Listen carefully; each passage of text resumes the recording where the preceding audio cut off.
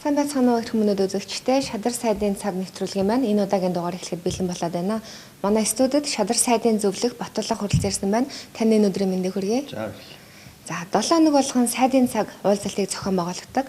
Сайхан Монгол улсын Шадар сайдын цаг уулзалтанд оролцсон байсан. Энэ талаарх мэдээлэлээр яриагаа эхлэе.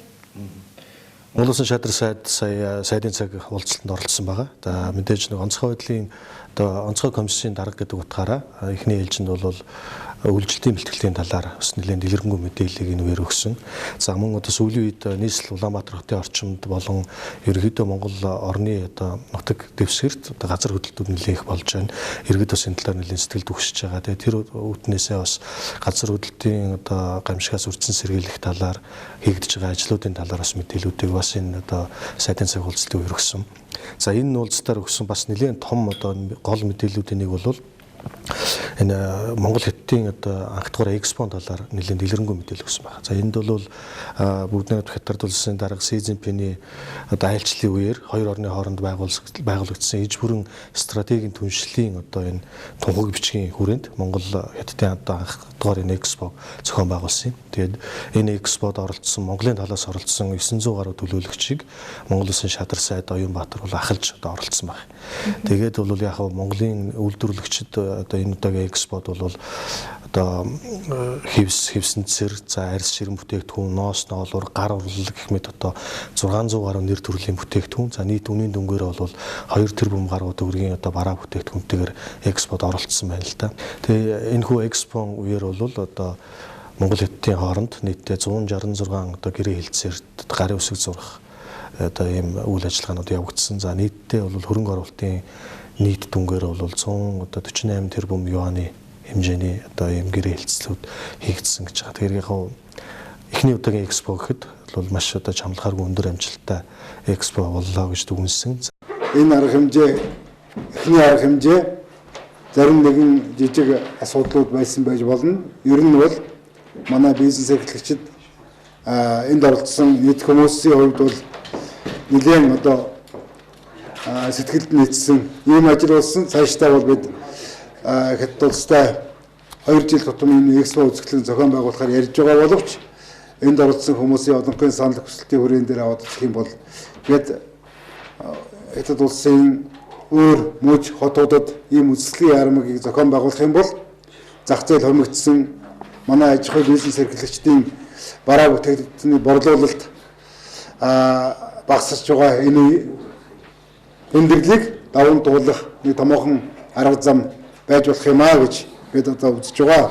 Тэгэхээр та дөнгөж сая ярианда газар хөдлөлтийн гамшигын талаар дурдлаа. Монгол улсын ерөнхийлөгч цахиагийн элбэгд орж хүртэл газар хөдлөлтийн гамшигын талаар гамшигын асуудал дээр онцгой анхаарал хандуулах тухай анхааруулсан байгаа. Үүнтэй холбогдуулаад улсын их хурлын нэр бүхий гишүүд газар хөдлөлтийн талаар ажлын хэсэг байгуулад ажиллаж байгаа. За тэгэхээр энэхүү ажлын хэсгийн явцын талаар ажлынхын төлөв байдлын талаар бидэнд танилцуулахгүй юу? Тэгээ ийм ажлын хэсэг бол байгуулагдсан байгаа. Тэгээ ажлын хэсэг маань бол ажилдаа ороод явсан. За өнгөрч 7 хоногт болсон талаар бол хурлуудыг хийгдсэн.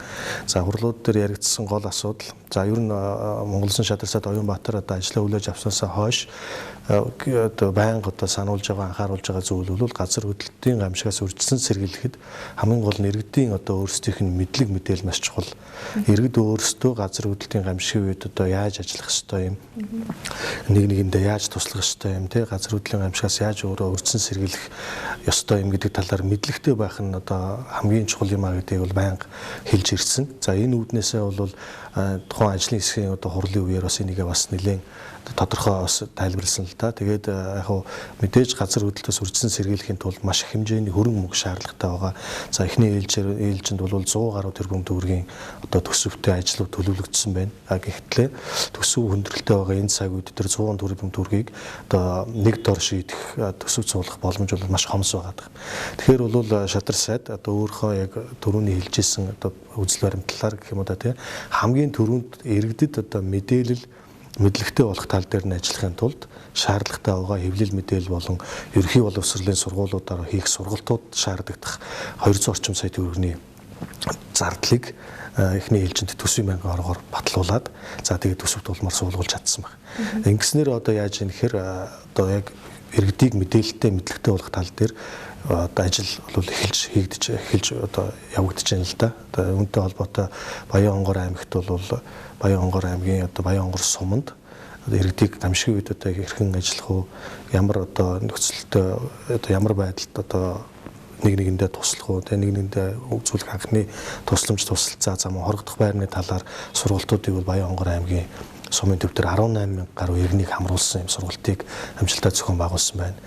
За мөн одоо өнгөрч 7 хоногт Сүхбаатарын талбай дээр бас энэ харигталт болон замын одоо зам тээврийн ослын талаар бас сургалтыг нэлээ иргэдэд хүртээмжтэй байдлаар бас онцгой хуулийн ерхий газраас бас хийж чадсан. Тэгээ энэ үеэр бол яг боддоор одоо авто ослын талаар тийм мөн харигталт одоо залуучуудын одоо ухамсарын талаар бол нэлээд бодтойгоор харуулж дуу болон дүрс за тэгээд мөн одоо би эвдэрсэн машин гэдэг ингээ бүх юмнууд нэг бодит байсан учраас яг энэ сургалтанд орсон сургалтыг үзсэн хүмүүст бол маш тийм гүнзгий сэтгэл төрүүлсэн одоо өөрөөр хэлбэл яг ойлгуулж чадсан юмстай одоо өндөр үр дүнтэй сургалтууд болсон байна.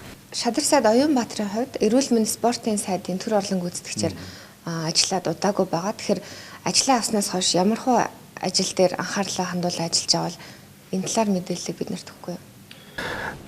Яг зөвхөн эрүүл мэндийн спортын яам гэлтгүүгээр Монгол Улсын шадар сайдын одоо эрхлэх асуудлын хүрээнд харьяалагддаг 6 агентлаг дээр бүгдэн дээр нь одоо яг адилхан ижил одоо зарчим баримталдаг. Тэр нь бол ердөө сахилга хариуцлагыг сайжруулах юм байна. Тэр одоо Монгол Улсын шадар сайд Оюнбаатар бол ажлаа авснаас хойш яг энэ асуудал дээр фокуслж ажиллаж байгаа. Өөрөөр хэлбэл хөрөнгө мөнгө зарахгүйгээр үр ашиг одоо дээшлүүлэх хамгийн зөв одоо арга бол сахилга хариуцлагыг сайжруулах юм а гэж одоо өөрөө үзэж байгаа. Тэр үүднээсээ эрүүл мэндийн спортын яамны одоо сайдын тушаал гарсан байна. За энэ тушаал нь бол эрүүл мэндийн салбарт ажиллаж байгаа нийт одоо ажилчид албан хаагчдын сахилга хариуцлагыг сайжруулах, за үүгээрээ одоо үйл ажиллагаа болон үр дүнгийн нэмэгдүүлэх ийм одоо зорилго бүхий тушаал гарсан байгаа л да. Тэгээ энэ тушаал бол бас одоо зөвхөн салбарын хүрээнийхэнд гэлтгүй бас иргэдийн дунд нэлийн хүлээлттэй байсан үр дүнтэй одоо ийм сайн тушаал болсон гэж бас үзэж байгаа. За шадар сайд маань эрүүл мэндийн спортын сайдын төр орлон гүйцэтгэгчээр томилогдсны дараахан нэг цэцроосон нэг хэрэг боллоо. Эрдэнэ гэх чинь одоо хэвлэлийн бах хурлын үеэр өөрийгөө шатаахаар завцсан харамсалтай хэрэг болсон. Тэгэхээр Монгол Улсын шадар сайдын хувьар эрүүл мэндийн спортын сайдын төр орлон гүйцэтгэгчийн хувьар энэхүү асуудал ер нь ямархуу байр суурьтай байгаа юм болоо хийх арга хэмжээнүүд байгаа болоо. Монгол Улсын засгийн газрын тэргүүн одоо ерхий сайдаас бас үүрэг хүлээж авсан л да. Энэ нь бол мэдээж уг асуудалтай холбогдсон иргэний эрүүл мэнд одоо амь настай холбоотой эмчилгээ сувилгааны асуудалд нэлээд анхаарч ажиллахыг бол үүрэг болгосон байгаа. Энэ үднээсээ бол одоо тухайн иргэний эрүүл мэндийн тал дээр бол нэлээд одоо анхаарч ажиллаж байгаа. Шадар сайдын хувьд бол за мөн одоо онцгой комиссийг даргалж байгаа хүний хувьд за мөн гамшигаас үрдсэн сэргийлэхийн албыг одоо тэргүүлж удирдах ажиллаж байгаа хүний хувьд бол 100-ны мэдээ сонины хамт олон талархал илэрхийлсэн. За энэ хүү талархлын товч утга нь бол галын аюулаас үрдсэн сэргийлэх хууль, за мөн байгууллагын дотоод журам зэргийг одоо баримталж ажилласны үр дүнд одоо ажлын байран дээр галын хорыг бэлэн байлгаж, за тухайн галын хортой ажиллах, дадлаг, туршлага, мэдлэгээр ажилчдаа бүрэн хангаж одоо чадсны үр дүнд эрдэнэ түүний амнаас эрсдэхээс бол сэргийлж чадсан байгаа л да.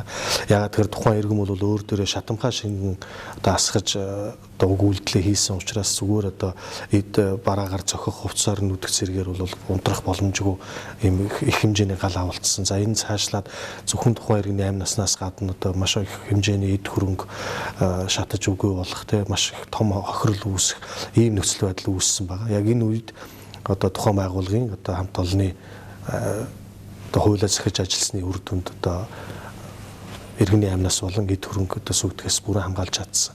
Тэгэхээр энэ үйл явдалд талархал илэрхийлж одоо 100-ны мэдээ сонины хамт олонд бол бас өөрийн хувийн талархлыг бас илгээсэн байна.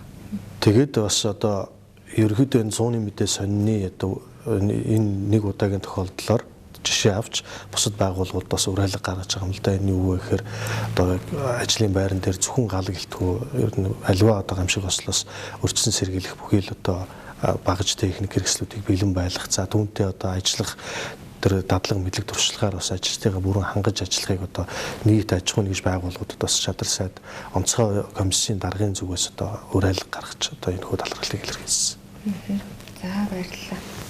За тэгэхээр Монгол Улсын шадар сайдын эрхлэх асуудлын хүрээнд стандарт шил хэмжилзийн газар багтдаг байгаа. Тэгвэл энэ удаад стандарт жил хэмжил зүйн газраас чанарын удирдлагын тогтолцооны гэрчилгээг авсан. За яг ямар шаардлага шалгуурыг давсны үндсэн дээр энэхүү гэрчилгээг авсан бэ? Чанарын удирдлагын тогтолцооны ISO 9001 стандартыг үйл ажиллагаанд амжилттай хэрэгжүүлсэнийг батламжилж одоо энэхүү гэрчлэгийг олгодог. Энэхүү гэрчлэгийг бол Франц улсын баталгаажуулалтын байгууллагаас олгодог ийм гэрчлэг байгаа. За ерөнхийдөө бол энэ чанарын удирдлагын тогтолцоог хэрэгжүүлснээр стандарт хэмжил зүйн газар дээр ямар үр дүнгууд гарсан бэ гэхээр одоо эхний хагас жилийн байдлаар бол тухайн газарт одоо хаяглагдаж ирсэн санал гомдлын одоо эрс багассан байгаа. За мөн албан бичиг шийдвэрлэлтийн одоо нийт ирсэн албан бичгийн 90% нь шийдвэрлэгдэх хугацаанаас өмнө одоо амжиж шийдэгдсэн гэсэн ийм одоо эрг үр дүнгууд гарсан. Тэгэхээр энэхүү шаардлагуудыг хангасан тул одоо Монгол улсын төрийн байгууллагуудаас хамгийн анхны удаа стандарт хэмжилт зүйн газар маань энэхүү одоо стандартын гэрчлэгийг одоо авсан гэдгээр маш онцлог болсон юм л да. За тэгэхээр саяхан болж өндөрлсөн Дэлхийн оюуны өмчийн ерөнхий ассамблеийн талаар дэлгэрэнгүй мэдээллийг та бидэнд хүргэнэ үү? Сая Швейцарын Женев хотно болсон л да Дэлхийн оюуны өмчийн байгууллагуудын ерөнхий ассамблеийн 55 дугаар чуулган гэдэг.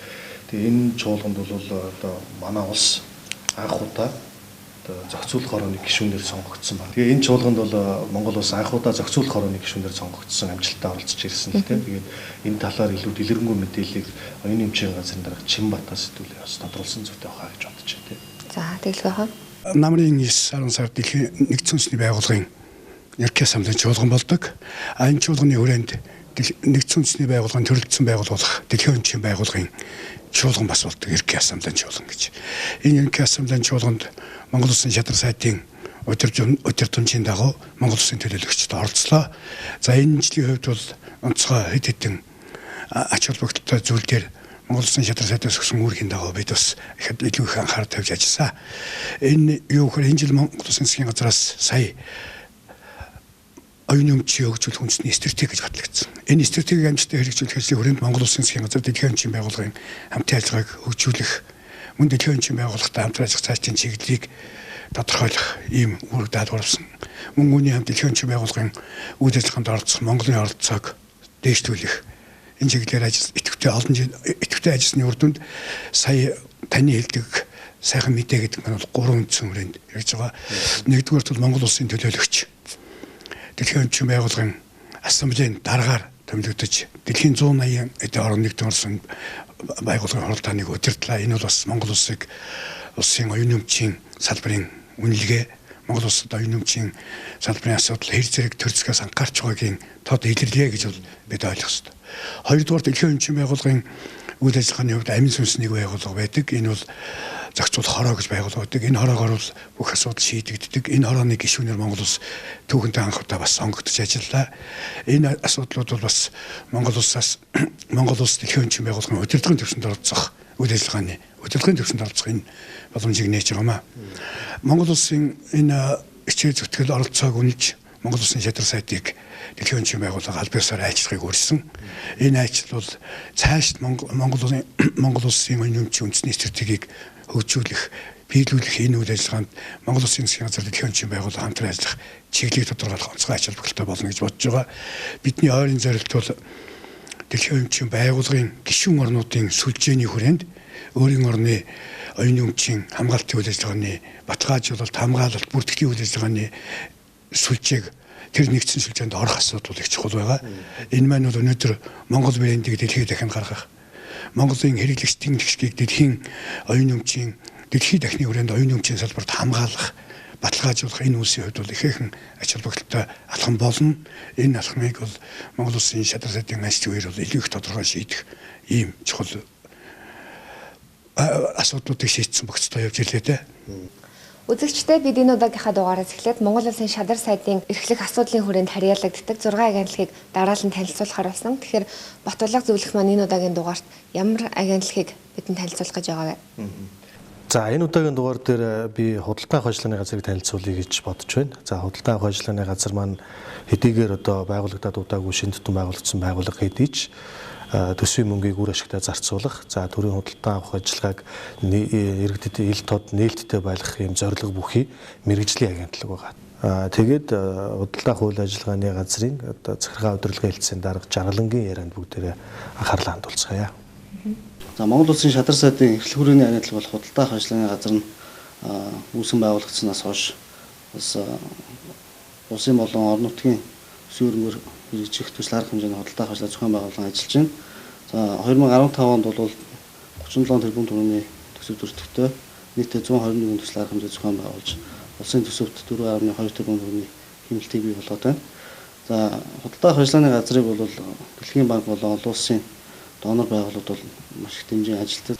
За худалдаа авах ажиллагааны газраас зохион байгуулж байгаа нийт төсөл арга хэмжээг цахим хэлбэр шилжүүлэх ажлыг хэрэгжүүлдэг. За энэ бол Монгол Улсын засгийн газрын 2012-оос 16 онд хэрэгжүүлэх мөрийн хөтөлбөрт туссан заалт байгаа. За энэ хүрээнд нэвтрүүлсэн систем маань, цахим систем маань зүүн өмнөд Азийн орнуудын одоо худалдаа авах ажиллагаа цахим хэлбэр шилжүүлсэн шилдэг туршлагаа шалгарч өнгөрөх 9 сард бид бол энэ системийн танилцуулгыг Филиппин улсад бас танилцуулаад ирлээ.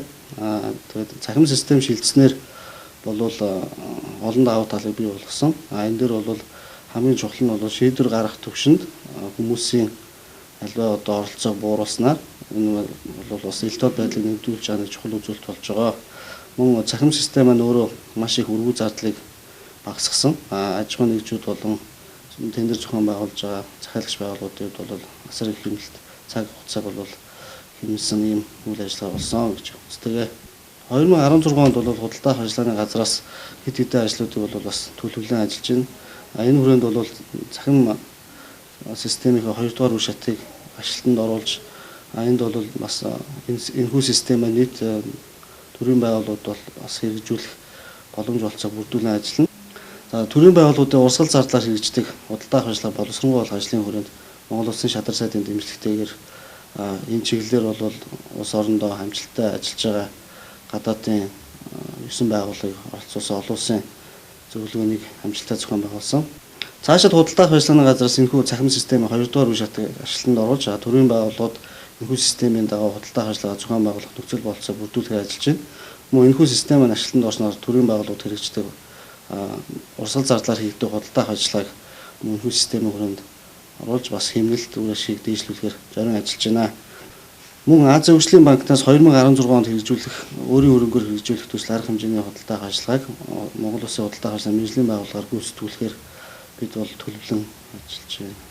Орон нутгийн төсвийн хөрөнгөөр хэрэгждэг төсөл арга хэмжээний худалдаа авах ажиллагаа зохион байгуулах үүрэг бүхий 31 салбар нэгж орон нутгууд ажиллаж байна. За эдгээр байгууллагууд маань 2015 оны байдлаар нийтдээ 280 орчим тэрбум төгрөгийн төсөв төрөлттэй 1570 төсөл арга хэмжээний худалдаа авах ажиллагаа зохион байгуулж улсын төсөвт 13 тэрбум төгрөгийн хэмнэлтийг бий болгоод байна. Цаашид худалдаа авах ажиллагааны газартай хамтран ажиллах донор байгууллагуудын зүгээс өөрсдийн хөрөнгө оруулалтаар хэрэгждэг төсөл арга хэмжээнийхээ худалдаа авах ажиллагааг Монгол Улсын худалдаа авах ажиллагааны мэргэжлийн байгууллагаар гүйцэтгүүлэх чиглэлийг барин ажиллаж байгаа учраас бид энэ чиглэлээр бас албаа агштаа чадахжуулах эдгээр төсөл арга хэмжээ зохион байгуулалт бэлтгэлийг мөн ханган ажиллаж байна. Үзэгчдээ та бүхэндээ худалдаа авах ажиллагааны газрын захиргаа удирдлагын хэлцээнд дарах жаргалангийн яриаг хүргэлээ. Энэ удаагийн минь нэвтрүүлэг энэ хүрээд өндөрлөж байна. Цаг зав гархан студид маань хүрэлцэн ирээд цаг үеийн тухай яриаг бидэнд хүргэсэн зөвлөх Батболготой бас баярлалаа. Дараагийн дугаараар эргээ уулзцгаая. Баяр таа.